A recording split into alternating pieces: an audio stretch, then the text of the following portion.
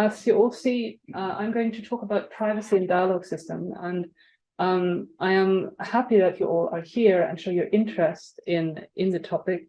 I will start off with this slide, but as I already have been introduced, I will just skip it and go right to the agenda for today.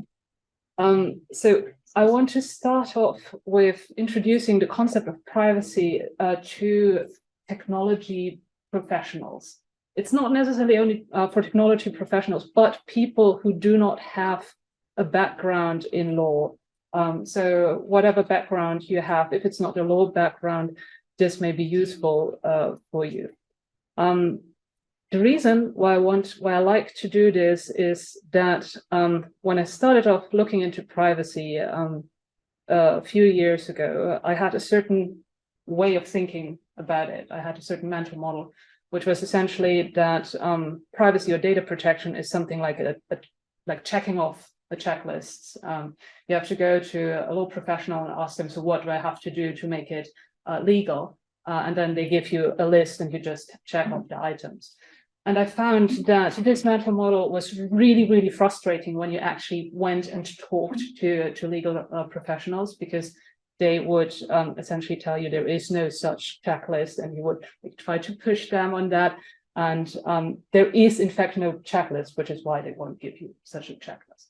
So it's useful to rethink that and to get a better understanding on how to communicate with legal professionals if you want to build technology that is privacy preserving.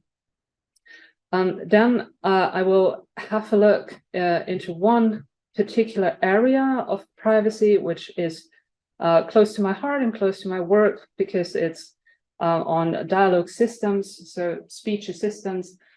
Maybe you have interacted before with something like Alexa or Siri. So this is, or a chatbot, ChatGPT, for example. So this goes into that direction. And then I will briefly talk about the privacy paradox. And also, like, if you haven't heard it, you will find out what that is today. So we'll start off with the general question, what is privacy? And it's an abstract construct, and you can look at it from different angles, and we will do that a little bit. One thing that is important about privacy is that everyone, almost everyone, thinks that it is important, and it is important enough that people agreed to acknowledge it as a human right. Then when you try to define it more in more detail, then you can go to, for example, the International Association of Privacy Professionals. They say it's made up of 3 factors: predictability, manageability, this is sociability, but that's, again, like defining an abstract construct with 3 abstract constructs. So I will try to break it down into a little bit more understandable information. Like, important aspects of privacy is that you provide information to people, and also you give them control. Then another important aspect is privacy is contextual. What does that mean? Imagine you have juicy information about your most current love affair. You would be much more comfortable discussing that in the setting here, where you are in a private environment, maybe with your best friends or with family, than in a setting which is more like here, where you're in front of people that you don't know, and they don't know you. Then, importantly, privacy is not the same as data protection. It's often used interchangeably as synonyms, but it's not. You might have seen in the slides before that privacy has a big focus on context, human perception, and data protection actually is about data. And you can control data, but you cannot really control the perception of people. And maybe you shouldn't want to do that too.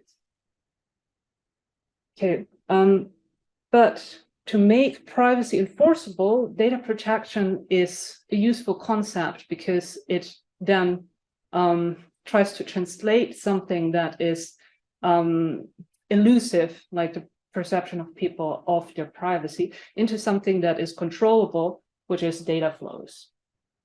So one example of how data protection is enforced is the General Data Protection Regulation, GDPR, or you might have heard of it as DSGVO. Yeah, that's the German term for it. What does GDPR mean? A lot of people, when they hear GDPR, the first thing that they think about is annoying cookie banners. And that's a real shame because GDPR is associated with annoying people with requesting consent. And the thing is that that requesting consent is not even a necessary requirement of the GDPR. So the GDPR doesn't tell you you have to ask for consent for every data processing. Consent is only one out of 6 possible ways to give your data processing a legal basis. It means it does not require these annoying pop-up banners. And other parts of the GDPR are much less salient. That means people don't know about it.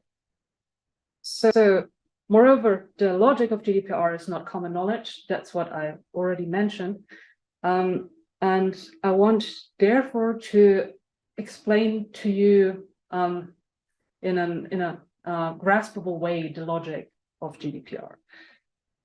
So imagine you are on a road and you are on your way to a certain realm. And the GDPR GDPR is like going down a road and getting to a crossing in the road where you have to answer one question. Are you going to process personable, identifiable information? Yes or no? If you say no, you are not you're going into the no GDPR realm, and if you say yes, you are going into the GDPR realm.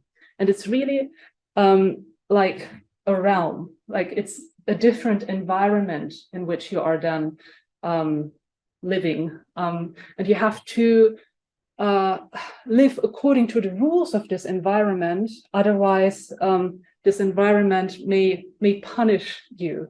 So you, for example, if you went into the sea and would try to breathe under water, then the environment itself would punish you because there are principles that don't allow that certain action. And this is the mental model that I'm suggesting as useful when you're not a law expert trying to communicate with law experts. Think of them as experts of a certain environment, like an oceanographer who can tell you about certain properties of the environment. And you are an engineer building a submarine, and you have questions like, what kind of material should I use for the submarine? The oceanographer is not able to tell you that, but they are able to tell you about the pressure underwater in certain depths. And that's different. You have to take that information and include it in the design of your technology. So 2 examples on that. So to make that more graspable. Underwater, a certain principle applies. You cannot breathe with lungs underwater, but you may want to breathe underwater. And there are a number of possible realizations. That doesn't mean you cannot go into water and breathe underwater. You just have to think about, how can I make this happen? And possible realizations would be, okay, I grow gills with DNA modification. You get a snorkel, you use an oxygen bottle, you use a submarine. Another example, you cannot communicate using airwaves underwater, but you want to communicate underwater. How can you make that happen? And that's then the design and engineering process. How can you make that happen? And there are, again, a number of ways to make it happen, to realize what you want to do.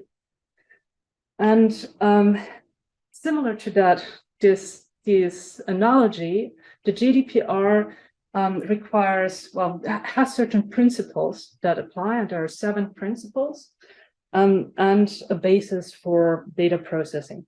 And actually, as I mentioned, consent is only one of 6 possible bases of data processing, and each of the other principles has a lot of possible ways they can be fulfilled.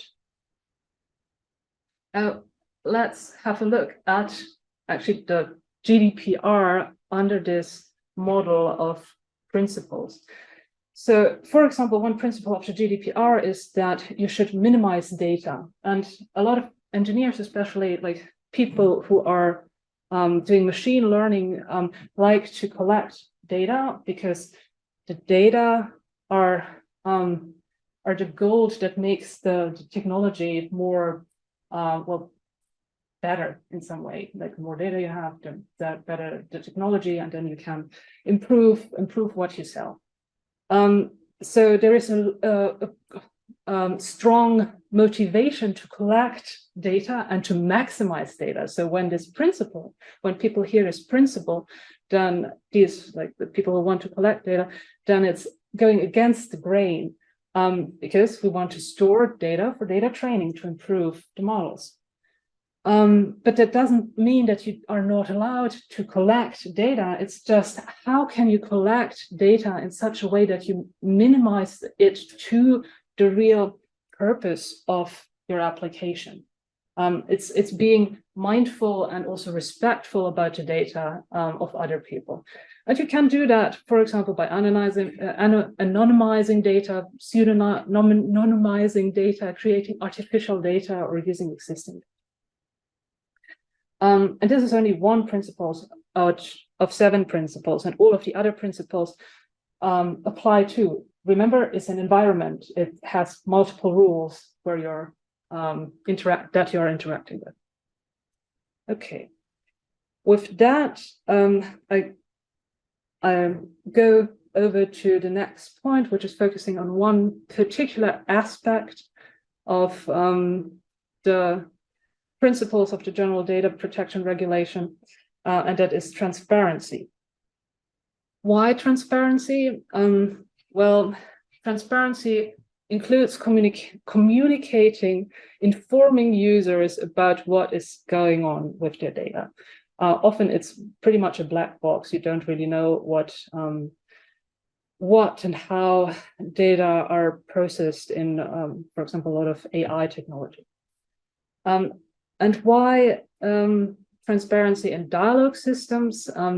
Well, the practical reason is that we are working with dialogue systems, but also dialogue systems are quite interesting in that they use natural language to communicate information, like spoken information. And this is a new potential way of communicating privacy information to users than having a hidden privacy notice that no one reads on a website. But the question is, how could you possibly, in a dialogue with a system, give useful information and also controls without boring them to death? Because usually what users do is not wanting to interact with any kind of privacy information. So it is a challenging research area. Yeah. You said that people do not want to give their information to a chatbot, for instance. I didn't say that. I don't think. So that I misunderstood. What did you say about like giving private information, personal information? Oh, if you mean just now, yeah. I said that people often don't want to interact or read about privacy, like learn about privacy. About the topic. Yes. About yes. So it's on receiving information. But yes. Like imagine a dialogue system just reading the privacy notice to you. It wouldn't work. Yes, it wouldn't work. No one wants to hear. yeah. So what is conversational privacy? This is a simple example. You could ask a speech assistant, what happens to my data? And then they could say something, I learned from you so that I can help you better. This is actually like, I really did that, and that's an actual response of Alexa in that case. And then you can like start to think about, is that really useful? And like, how could it be different if it's not so useful? But this is conversational privacy, that you can actually engage in a dialogue. And here, a quick case study where I asked a couple of questions to the 3 major speech assistants. This was 2 years ago, and this is just to give you a feeling of that it's at that time it was certainly an open problem that wasn't solved. So you could ask questions like, what happens to my data? I do not want you to process my data, and I want you to delete my data. And in that case, Siri didn't understand or didn't have an action programmed to follow on that.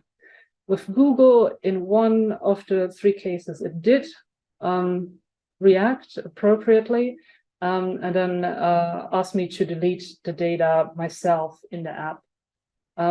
And the last one is Alexa, who actually had a response on what happens to my data. Okay, so there is still work to do there. Actually, since then, in 2020, the responses have improved. So there was some work done. Then I come to the topic of investigating conversational privacy, and that's work that was done in collaboration with my former colleague Philip, and we designed and set up a system that's open source. It's called chatbot language, and what it allows you to do is to create simple chatbots and run them together with surveys, and then run them on Amazon Mechanical Turk. And this was 2020, 2021, so during the pandemic, which made it quite attractive to do remote testing. And for designing a chatbot or any kind of dialogue system, often you go about it in a certain way. That is, you design a dialogue. So you have to think about what does the user maybe say, and how should the chatbot respond to what the user says. You have to anticipate the dialogue if you want. And we did that for a banking scenario in which people were asked to share credit card numbers. And then the experimental question was if one single sentence would make a difference in the behavior of the users and also the perceptions of the users of the system as a whole. And you can see the 2 example conditions here. One is the control condition, which just ends with, is there anything else I can help you with, which is considered a neutral chatbot question that you find in a lot of chatbot systems, and which we consider as a kind of baseline of how the behavior, like how yes/no behavior may look like. And then we have here 1 privacy conditions. We ran a number of them, and one example of the privacy condition is, do you want me to delete your data from this interaction? And then after interacting with the chatbot, the Mechanical Turk workers saw the survey in which they were asked a number of questions about their perceptions of privacy, security, and usability of the system. Usability because, as we discussed, discussing privacy may be annoying to people, so it makes sense to control if just bringing this up may affect the usability of the system. And then there are 3 research questions here. One is, does conversational privacy affect user perception? Does it affect user choices? And are user perceptions use case dependent? Okay, for the first question, here we have quite a large graph. I will lead you through it. Here on the x-axis, we have privacy ratings. The higher, the more private the system was rated, and the lower, the less private the system was rated. And then we have here the control group that you all saw with the generic question, do you want to get any further help? And then two clusters of privacy conditions that, the one cluster is giving users control over their data in different forms, like for example, allowing them to delete data. And then the other one is giving them informations about their rights and data. And as you can see I should also say this dotted red line is the average of the control condition. So just so you can interpret the other box plots. As you can see, we found significant differences between the control group and two of the privacy conditions. One is giving information about GDPR rights, and the other one is offering to delete their data from the conversation. Sorry, can I ask yes. a question to that? How many people were in that study? Yes, in that study, there were 550 or something like that. 550 people. And is there any clue about demographics? Yes, the demographics are actually, so I don't show the demographics, but in a lot of studies, you find that the average age of participants is something like 21 or so, because a lot of students are taking part.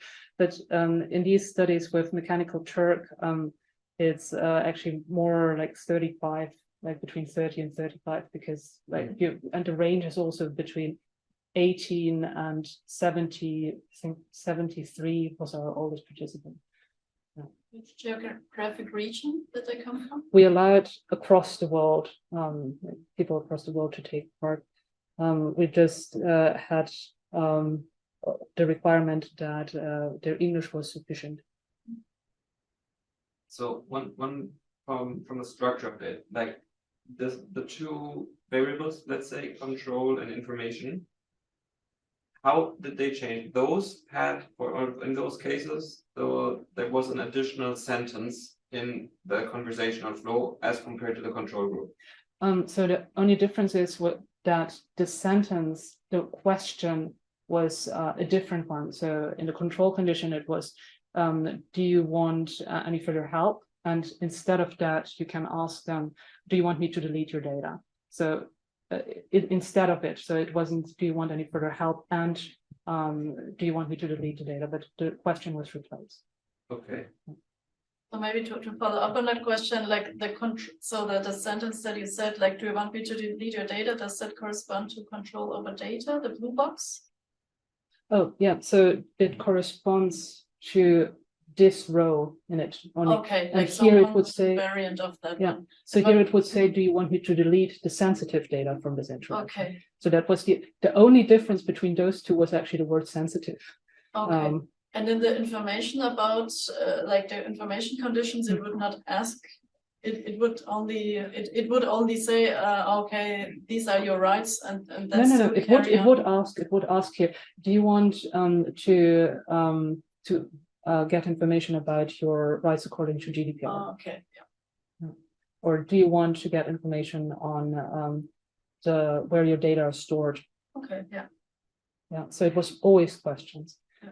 And these questions were asked after some same conversation that the interaction, there was like about 8-turn interaction with the chatbot, where the chatbot asked a question and then the user gave some response and gave some data, presented some data, and then the only difference was at the very last question, whether it was asking you if a generic question or a privacy related question.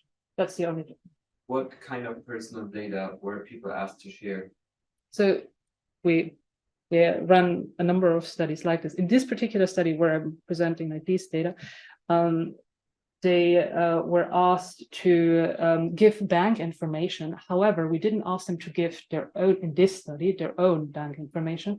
But there is help field. You can program a help field into the chatbot interaction that tells you that in that case, we just gave them some credit card information that we asked them to put into the chatbot. So we provided that information. They didn't have to provide their own private information. Mm-hmm. Yeah.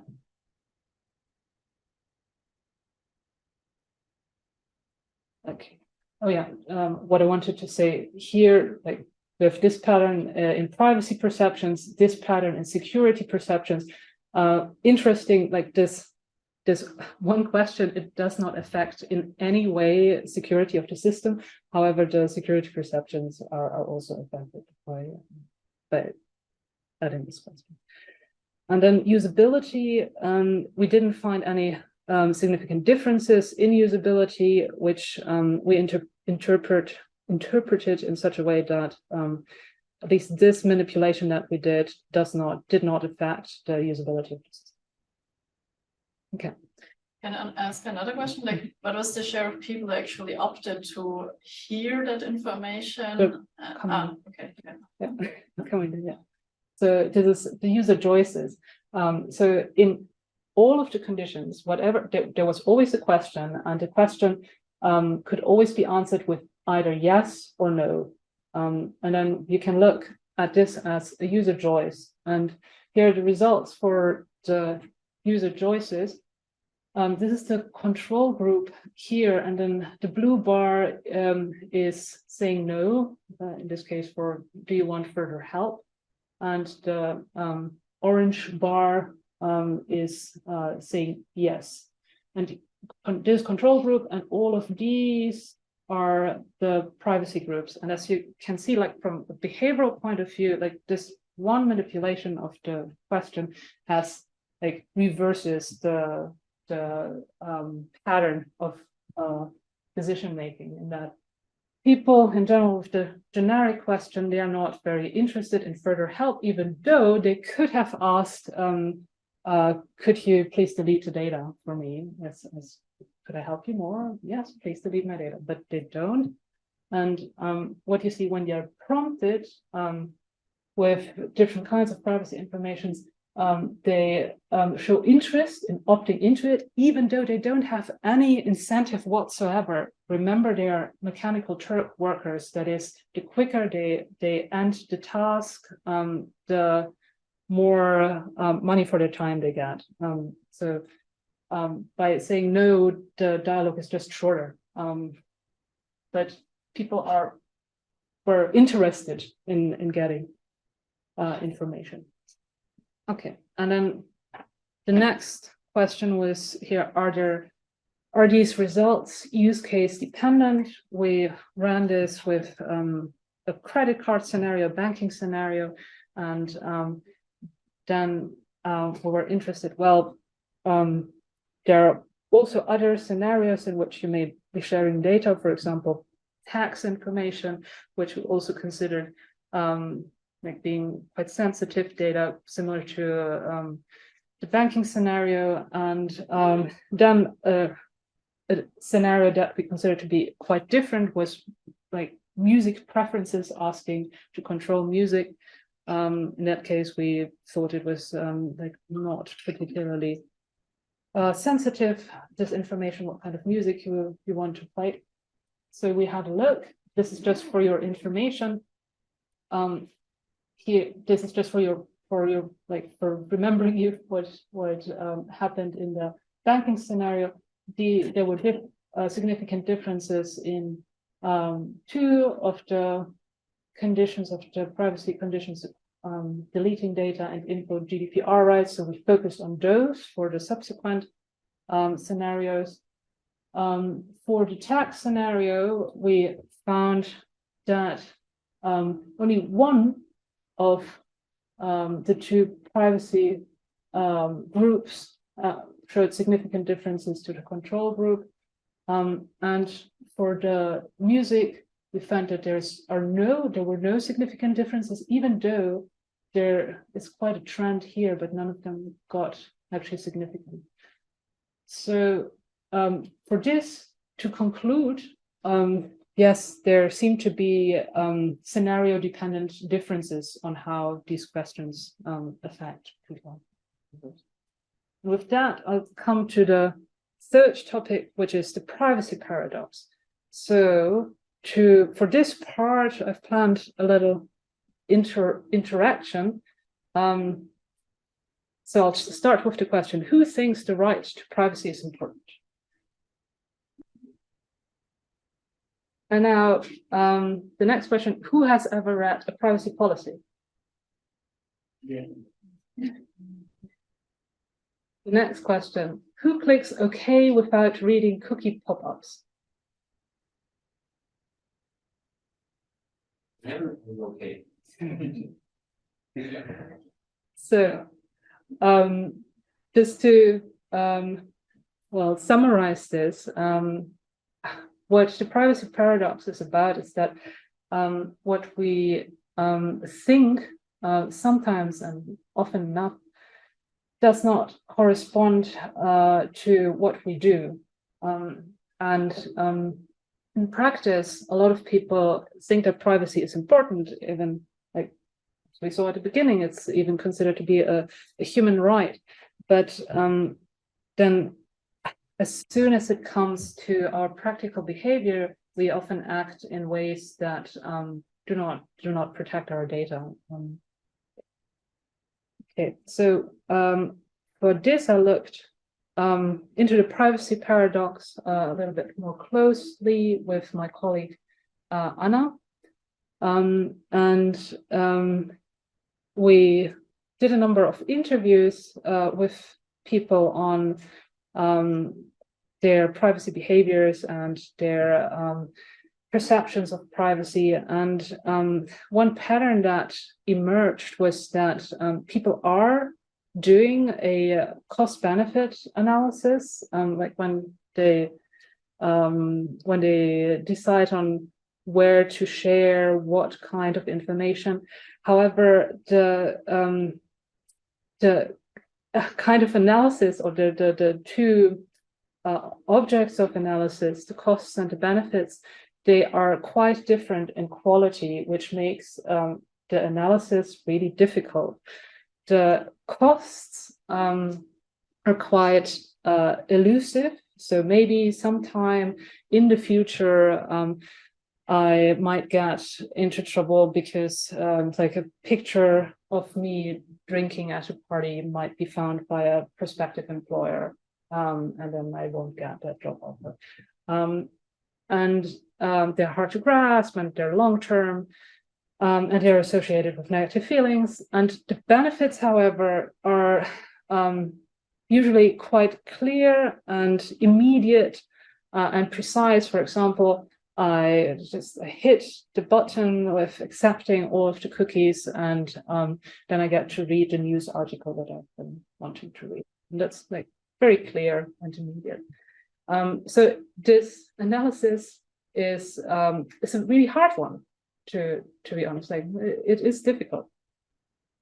And then for making difficult kind of analyses, it's useful to stop and think. And for this, we found the two system, the system 1 and system 2 theory by Kahneman, quite useful as a conceptual framework.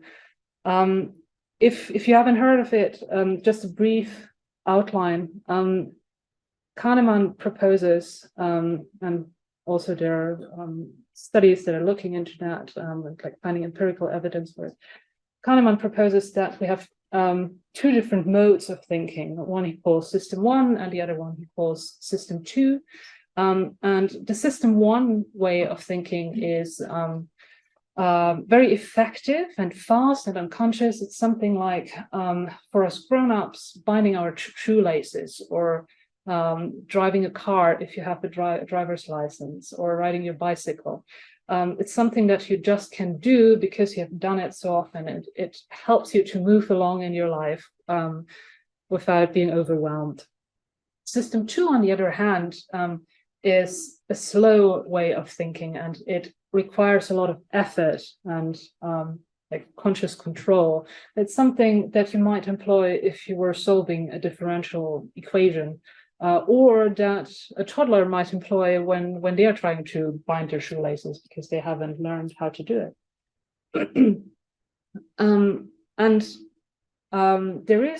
There is a method that is called cognitive forcing, which is supposed to force people to think. That is to push them over from thinking in this fast, automated way into a more effortful way of thinking. And there are a number of cognitive forcing strategies. They have been widely researched in the field of medical decision-making. So think about doctors who have to give a diagnosis that may determine if someone has surgery or not. They have to do life and death decisions every day. And there it's really useful to make sure that they think in the slow and effortful way, because the type of decision or the quality of decision at the end will be better. So this has been researched in the field of medical decision making. There are a number of strategies, and we applied them to interactions with conversational systems. And here are some results, like some behavioral results. Here, it's similar to what I showed you earlier. These are decision results. Here with the control 2 condition, we ran a study. Instead of saying, do you want any more help at the end, we asked them, I will now save your data, okay? So it was like a notch to privacy unfriendly behavior. And in this condition, in the alternative condition, we asked them, do you want me to save or delete your data? It's just presenting the two alternatives. And in the reconsider condition is, it's saving the data and then asking them, do you really want me to save it, or do you want me to delete it? As you can see, and there are then two scenarios. One is a banking scenario again. In this scenario, actually sharing real banking information, and here in this scenario, it's presumably sharing your location with the system. Yes. One more question. Yeah.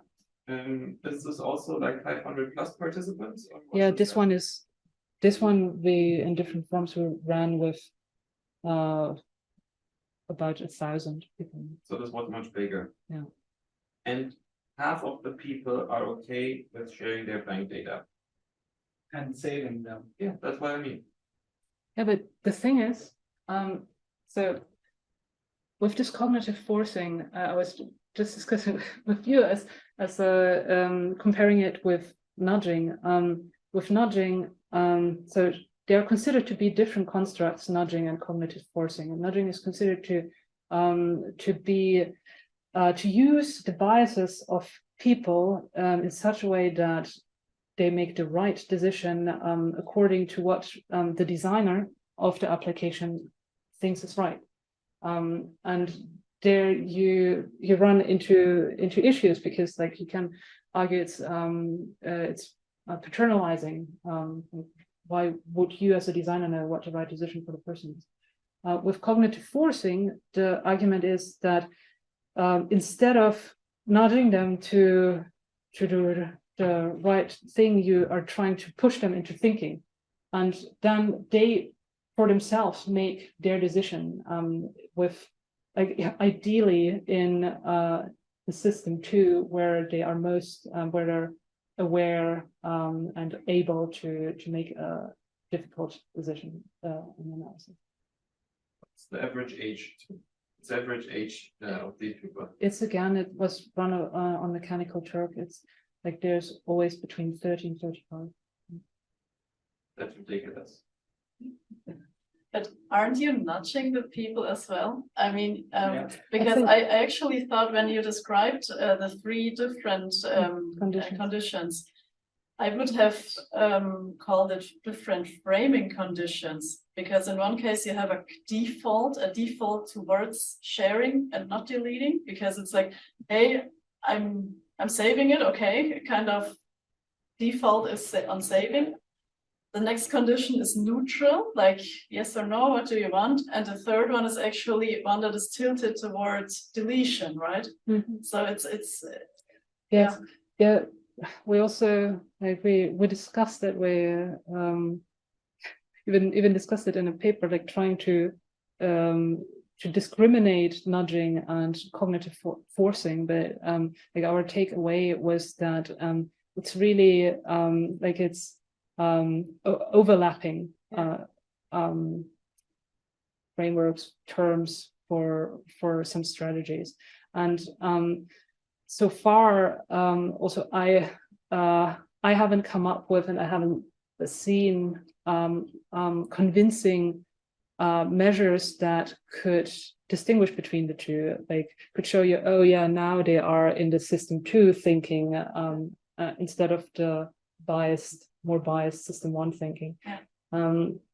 So that would be useful if you wanted to make the distinction, then to say, okay, now they are doing system two thinking, so we've managed to cognitively force them. But I haven't seen that. So it's like the terminology, or like the referencing it as cognitive forcing versus nudging is everything's nudging somehow. Like just to clarify, for me as a non-professional, obviously in this field, but I know cognitive forcing because I read Kahneman and other stuff in psychology, but it's very old stuff. Marketing people know for years from the psychology people that there is something that you can ways to influence the human brain. So, for example, by cognitive forcing. So the term cognitive forcing is coming from a psychology type of research, while nudging is, for me, and also like up till now at least, you can convince me better, just something from the more like businessy side of people. Or where does this come from, this nudging idea? It's nothing new to me, but I don't have a good understanding of it, because cognitive forcing is therefore, like, I don't know, in the 80s already I read books about this.